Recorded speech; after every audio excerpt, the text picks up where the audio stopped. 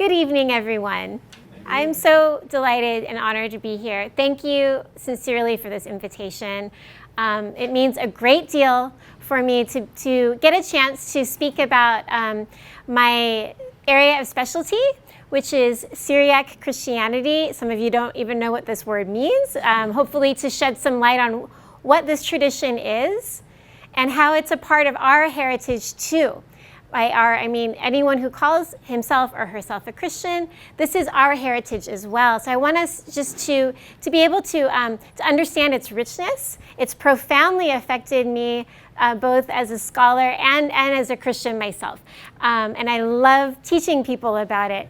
And Iraq is one of its most important homelands. There are some other places as well. And indeed, this cause of standing with Iraqi Christians is also something that I care deeply about. It's one of the things I love most about this particular tradition.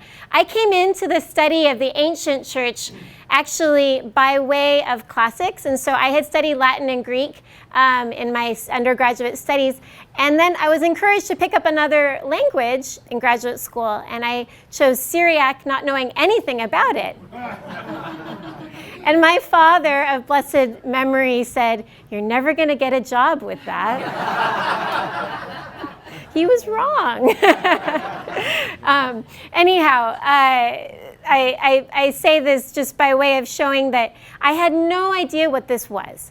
And I learned, as a matter of fact, it is the third most important tradition of the ancient church. So what is Syriac?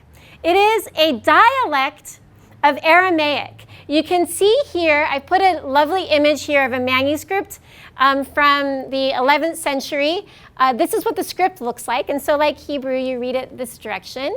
Syriac is a Semitic language like Arabic or Hebrew. And specifically, it was spoken in a region which is now southeast Turkey.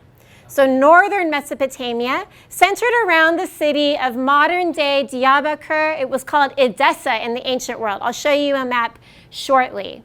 And the Syrian Christians produced the third largest body of literature in the ancient world. So you have Latin and you have Greek, just as far as volumes go, and then Syriac.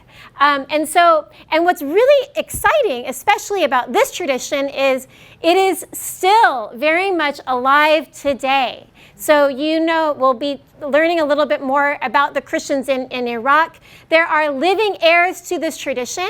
Many of them actually still speak classical Syriac in their liturgy. So it's very unique in that sense as well. And they have survived despite tremendous political pressures through the ages. So one of the things which is unique about Christianity in Iraq in particular is that they have never enjoyed the privileges of state sponsorship. Never.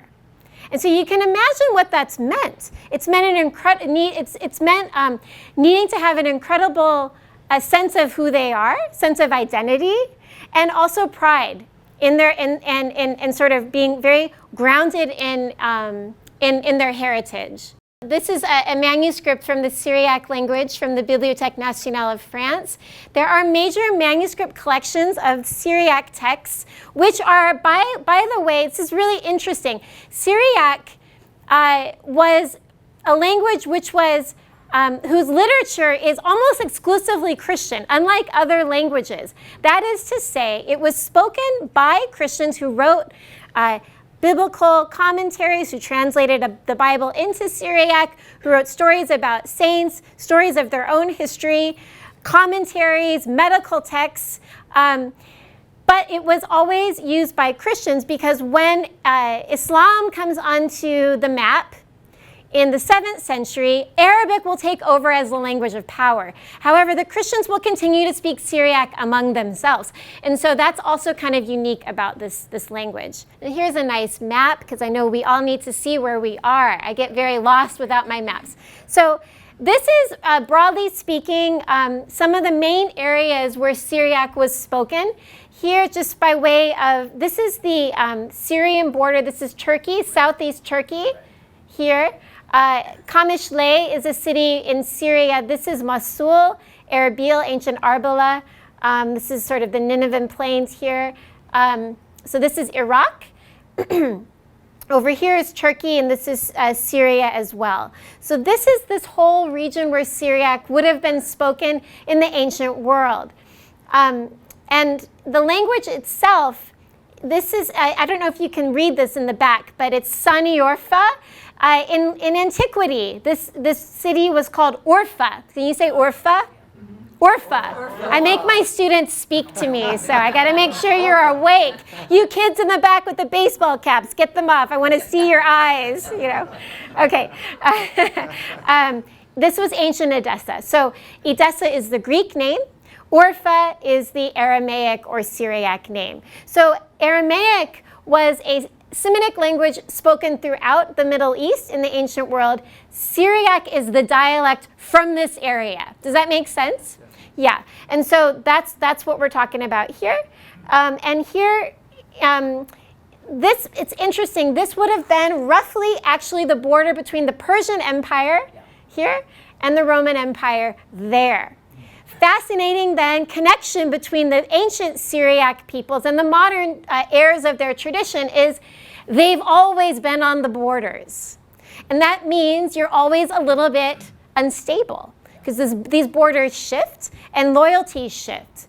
And so this area, before it was predominantly Muslim, would have been Zoroastrian. So the religion of the ancient Persians and the Sasanians was Zoroastrianism, a sort of dualistic, we don't have time to get into the theology of the Zoroastrians. Let's just say it's kind of like Star Wars, you know, there's like a good force and a bad force. Okay, and they're in conflict. But the Christians were kind of had colonies out here. Christianity spread from the Holy Land along the trade routes. And so Edessa was at the crossroads of trade routes. And there were trade routes all the way south to India. And indeed, according to Christians in southern India who were heirs of the Syriac tradition, Christianity came to them in India by way of the Apostle Thomas. And so if you ever go to Madras, you will see the Christians there will tell you that the Apostle Thomas is buried there. I've never been there. It's on my list. I've been to northern India, but the Christians are in the south, and they are Syriac Christians. As a matter of fact, that's the most populous modern church of the Syriac heritage. It's not even in Syria, it's in India. So there you have it. Yeah. So we're talking about a very large tradition. This is a pre-Christian mosaic from the city of Edessa, ancient Edessa, with a Syriac inscription. Aren't these fabulous headdresses that they have? Isn't that wonderful? So this is one of our earliest Syriac inscriptions, the royal family of Abgar. There were a lot of kings in in Edessa named Abgar. It was a popular name. Anyhow, the earliest inscription in Syriac dates to the 6th century AD.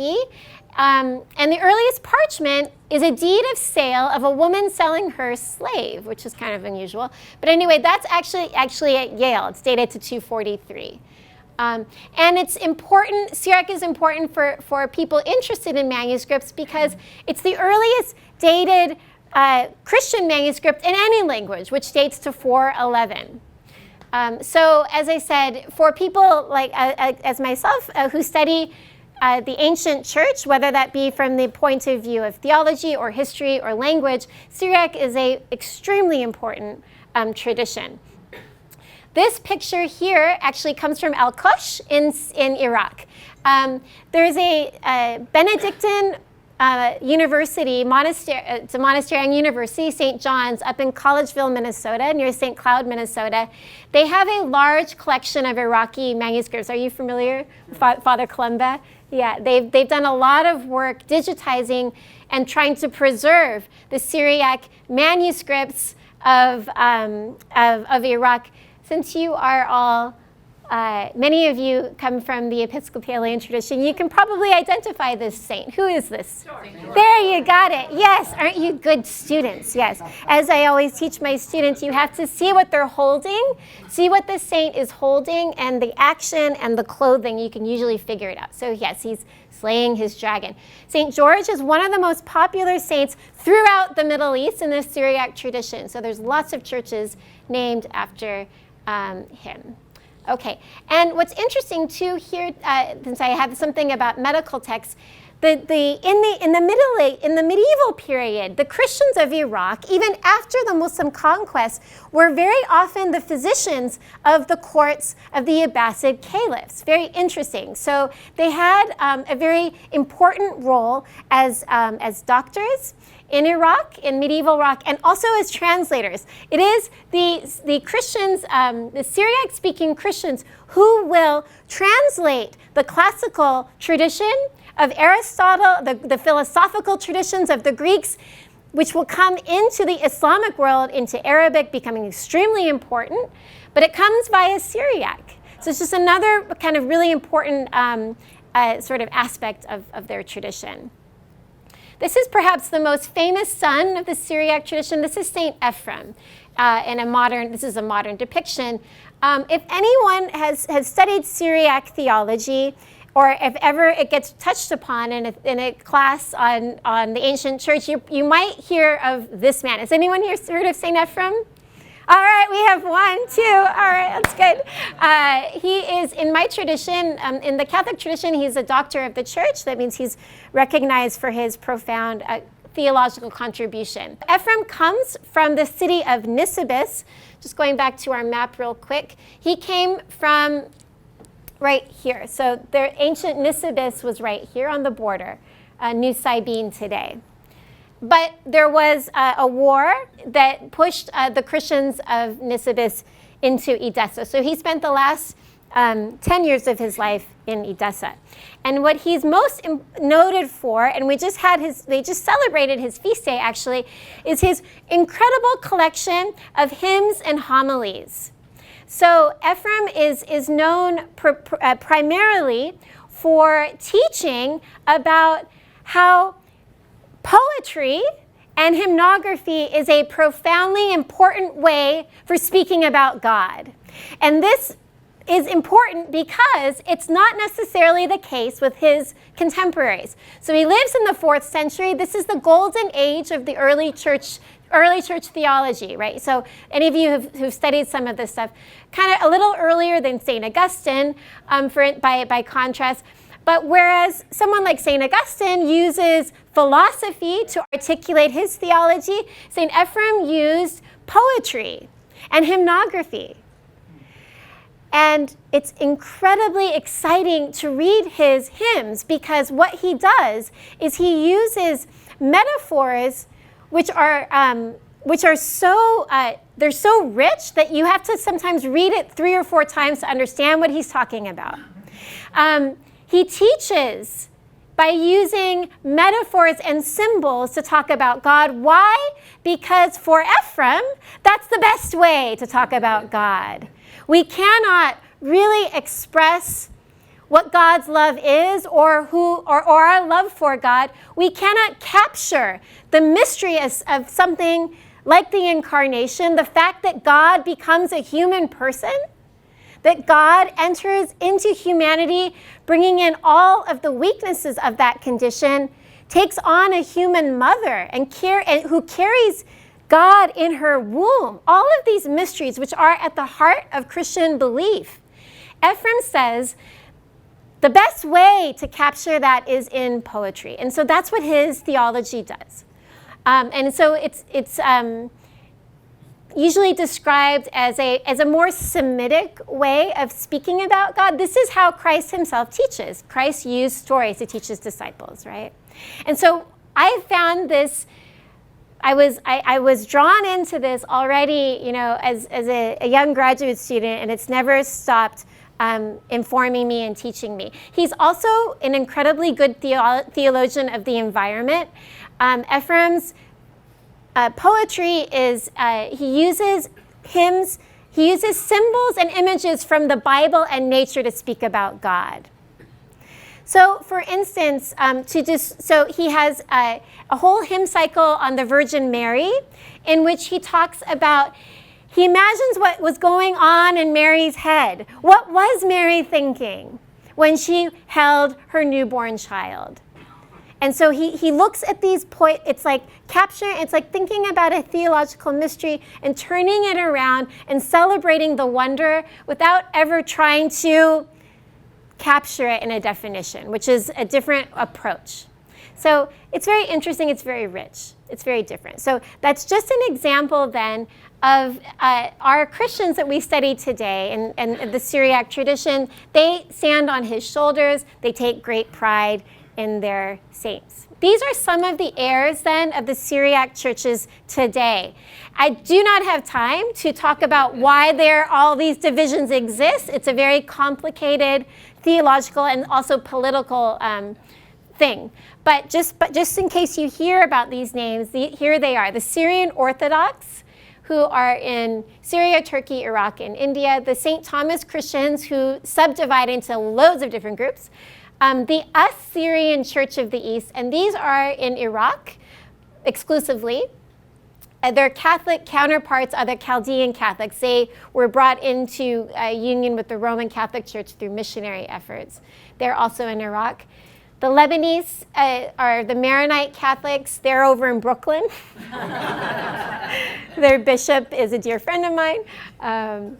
The Syrian Catholics, who are in Iraqi and Syria, and the Antiochian Orthodox, these Christians are in union with the Greek Orthodox Patriarch. They're in Syria. And this is another very famous saint of the Syriac tradition. This is a site not in Iraq, but in Syria, but it's so famous, I thought it would be important to show it to you. This is Khalat Siman outside of Aleppo in Syria. Some of you may or may not have heard of the very famous Saint Simeon, the Stylite, who was a monk who lived on top of a pillar. This is illustrated here. He started a trend. He was a trendsetter because after he was the first.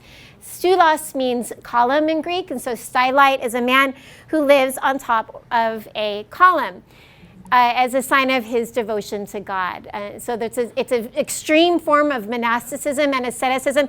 Whenever I teach this to my students, I say, all right, guys, who's going to revive this practice? You know, they don't ever want to do that. I said, we can go right out in the quad. Someone can build a column, and you guys just take turns going up and down. Anyway, so he attracted a lot of attention, and people would come to him for prayers. And there were some people who thought he was a little bit crazy as well. I know, shocking. I know. So they had the same questions we did. But there was a tremendously impressive pilgrimage complex that was built around his site. And so people would go there for blessings. Okay, another very famous saint of the Eastern Church, of the Syriac Church, is Saint Thecla. She, according to tradition, was a disciple of Saint Paul. I like saints, so I got to throw in some of this stuff for you all. And she had a tremendous devotion among women in the ancient church. It really upset some of the men how much women were devoted to Saint Thecla. And her shrine is in Ma'alula, which is an Aramaic-speaking village also in Syria today. What's fascinating about Ma'alula, that's built into a cave, is that it's venerated by both Christians and Muslims. Many of the holy sites in the Middle East, I think, are actually kind of like that, especially the ones that are connected to saints.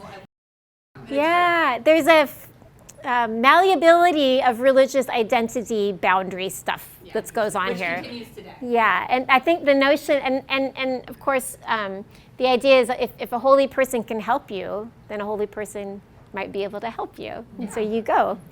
The Church of Iraq today was, as I said, the Church of Persia in the ancient world. And this was a huge, already by the 4th century, Christianity will spread from Mesopotamia in the 7th century along the Silk Roads all the way to China. So missions from the Syriac-speaking church will come all the way to Xianfu, which is south-central China. And so it's an incredibly large group. It's hard to sort of wrap our heads around this because in a traditional class, and so my late father was also a theologian. When he was studying church history, they didn't learn anything about this, back in the 60s or whatever. It wasn't interesting, or it wasn't celebrated by sort of the general, as part of the kind of general history of Christianity, which is such a pity because obviously this is a massive group. And they brought their Syriac-speaking Christianity, as I said, all the way down to southern India, where they still are today. Syriac-speaking Christians no longer live in China. That tradition, dies out eventually. But there are archaeological sites all along the Silk Road. So this is the monastery of Marbethnam in northern Iraq. Since again, we'll switch now to just a little bit more in the last 10 minutes, just some images of some sites today, having then understood a little bit about the background of this tradition. As I said, I don't have enough time to get into the complexities of the political history, but as I said, the sheer fact that Christians in Iraq never had the opportunity to have state sponsorship meant that they were limited in how much they could practice their faith, also just build up their faith. There was, and there continues to have been if there wasn't active persecution going on, it was sort of like you were treated like a second-class citizen as a Christian. And certainly Muslims were not allowed to convert to Christianity. So whoever is a Christian from this tradition, he or she trace themselves all the way back to the ancient church. That's true of the Coptic Christians in Egypt as well, by the way. I worked with my colleague Kyle Smith at the University of Toronto, I worked on a story connected to this monastery of Marbethnam. Bethnam and Sarah were a brother and sister, twins, who were martyred by, according to the tradition, martyred by their father for their conversion to Christianity. It's probably a fictional story but what's not fictional is the devotion around the shrine. There may have been someone named Bethnam, but the story that grew up around it was probably more a sacred fiction, as we call them. But it's an architecturally fascinating example of medieval. Where it's in Iraq. In northern Iraq. Yeah. Mm-hmm. The period. It's early medieval. Okay. Yeah, and you can see here some, yes, she's on horseback. They were a king and queen pair. So the Iraqi, the Persian Christian narratives and images of the saints have a lot of influence, or let's say shared symbols of strength and power and holiness that come from the Sasanian milieu as well, which is kind of interesting. This shrine, and this is their tomb, was badly damaged in 2015. It was attacked by ISIS. And the story of these two saints actually connects a lot of times monastic sacred stories and hagiographies, which is the lives of the saints, are about drawing lineages. So the saints are always about lineages. So-and-so is descendant of so-and-so, and we're connected to this saint through our father so-and-so. It's very like academic in some ways, like where did you study, kind of thing, right? But anyway, their story connects them to Syriac Christians outside of the Roman Empire. That's what the story does. This is another site. So another text that I worked on was called Abda Mashiach, son of the Christian. Literally means the son of Christ. It's a very common name for Arabic-speaking Christians. And his hagiography connects to the city of Sinjar, which was also very badly destroyed in northern Iraq. The Chaldeans are the Catholics connected of the Syriac church in Iraq. This is some images of there. And this is the Syriac language here in inscriptions. This is from the church in Mosul in the north.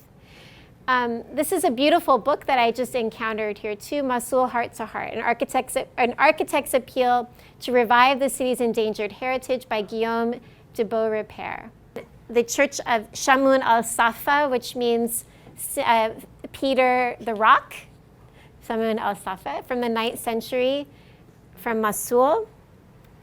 This is a modern church from Zaho. Also, so all of these churches and these images are from northern Iraq, dedicated to Mary the Virgin, Maryam al-Adra. Adra means virgin in Arabic. This is a church in Suleymania, also dedicated to the Virgin, also Chaldean, and this is relatively new from 2012, and it's become a center for the Christians to foster, relations, especially for their youth and their young people. And then this is the modern cathedral in the city of Kirkuk, ancient Karkel da Beth Salak. That was called Beth Garmai in the ancient world. And I put Marmari there. Mar means saint in Syriac.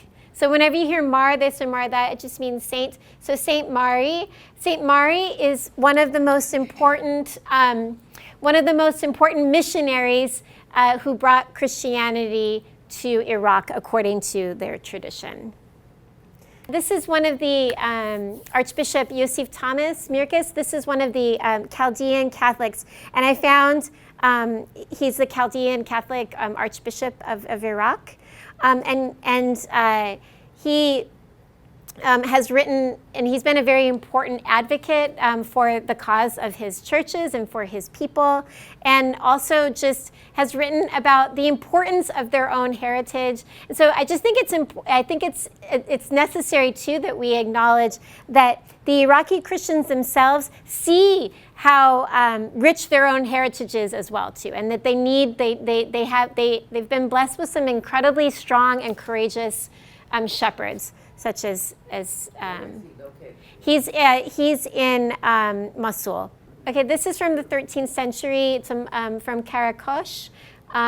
It's been partially restored here. It's an image of Christ, the baptism of Jesus. So Karakosh is about 18 miles east of Mosul, and the majority of the population in Karakosh is Christian. This is called El Bishara, and this was really interesting. They've built this whole modern complex for young people, and this is the celebration of the new building. And again, I think it's really wonderful and important again to see that these are the modern. These are how the modern people continue to rebuild despite tremendous hardships. This is the Church of John the Baptist, also in, I think it was Anfal. I've got to double check the name of the village. Anfal, yeah. Which was destroyed at the end of the Iran-Iraq War in 1988, but it was reconstructed in 1991. So it's neat to see, again, how resilient the Christians are. This is another church of I've got to double check. I think this is also near Karakosh. This Christian cemetery was desecrated by ISIS, and it's called the Church of the Resurrection. And it just shows two men paying tribute. So it's this image of constantly kind of living with this, but then the need to rebuild and the persistence. Down in Baghdad, this is a Chalcedonian. So by Chalcedonian, they accept the Council of Chalcedon. We can get into that, but they're in union Greek Orthodox, but Arabic-speaking Christians community in Baghdad. St. George, again, St. George. And this is the interior here. Wow. Notre Dame de l'Heure, Our Lady of the Hour. I love that, Our Lady of the Hour. Badly destroyed a church after, this church was, again, a sort of image of destruction here, Mosul, Iraq, after the war. This is Father Najib Michael. So Karakosh he's a Dominican priest, Chaldean.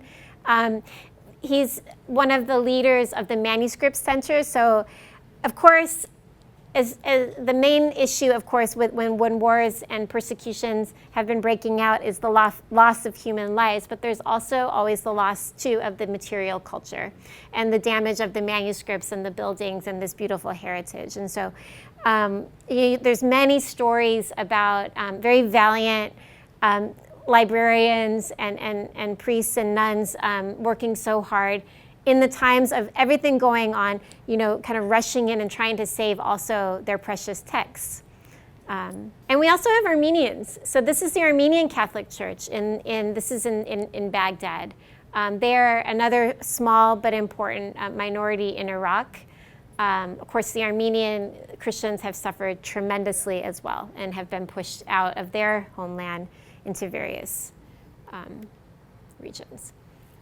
This is an image. I thought this was really beautiful from Kirkuk in Iraq of what the church used to look like. And this is an old picture from the late 60s, and then the destroyed church in the background. This is another village of Kashkawa, the church of Mart Shmuni. I said to you, your name is Martha. So this is Martha. So Martha just means lady in Aramaic. So Saint Shmuni. Shmuni, according to tradition, is the mother of the Maccabean martyrs. So she has a name in the Syriac tradition. She's a very popular female saint. And then an Assyrian church of St. George in Hizanke, another village here in northern Iraq, and their priest. Their liturgies, by the way, if you run it, we have a huge Assyrian Christian community in Chicago. In their liturgies, they still speak modern Syriac with one another. So when I went to Mass, I went to the liturgy with one of my students. We didn't hear any English. So the liturgy was prayed in ancient classical Syriac, and then he preached in modern Syriac. And then another village of Accra in northern Iraq, the Church of the Virgin Mary. And then this is the Syrian Orthodox Church. They came from northern Turkey into Iraq in the 6th century. So you have all these different Christian groups as well. And their Holy Door. Holy Door of St. George. St. George again. So he's claimed by all of these traditions. I think I'm going to stop there now. So I hope that was interesting. Yeah.